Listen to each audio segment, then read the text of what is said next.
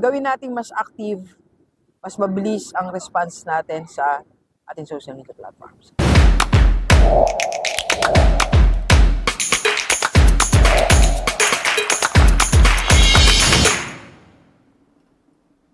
Agiliber, sa lahat ng mga may negosyo, this 2026, paano nga ba natin pataasin yung cash flow ng business natin? I'm sure lahat tayo yan ang gusto natin. Tumaas yung cash flow, dumami yung daloy ng pera, papasok sa negosyo natin, yung circulation ng pera natin.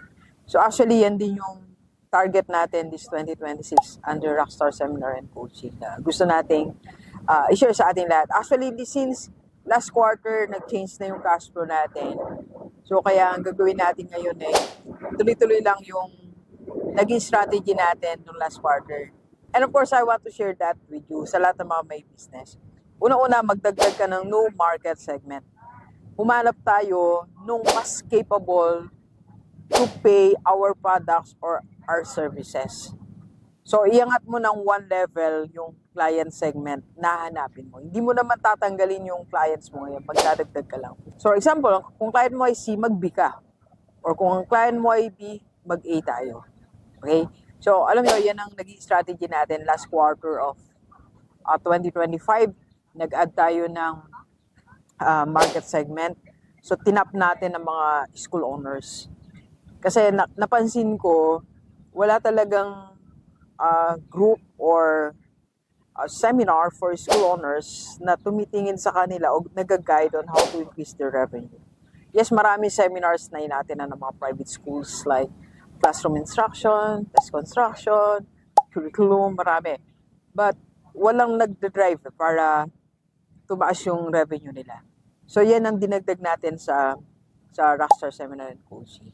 So sa'yo din, ano yung market segment na pwede mong idagdag? So for example, you are a restaurant owner, so gusto mong magdagdag ng B.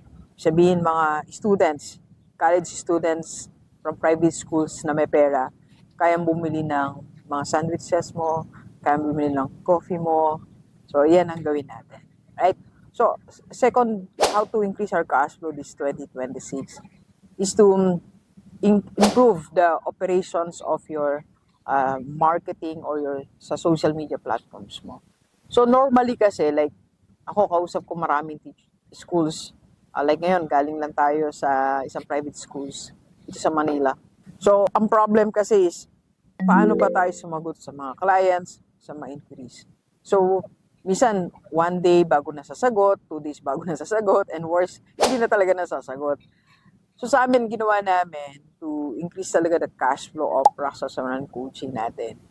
Ang ginawa po ni Rockstar is, nag-assign talaga tayo ng tagasagot ng shifting. Merong 6 a.m. to 12, 12 to 6, gano'n. May rotation sila.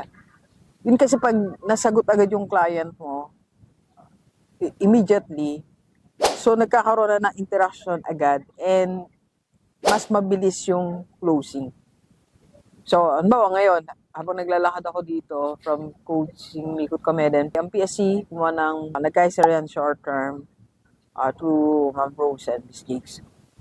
Ngayon, nagko-coffee tayo. Habang naglalakad, so na-close yung aking admin ng 2 enrollees for batch 5. So, mabilis lang. Unlike kung ako yon or walang sasagot, hindi naman ma-close yun. So, sayang, no? So, ganon.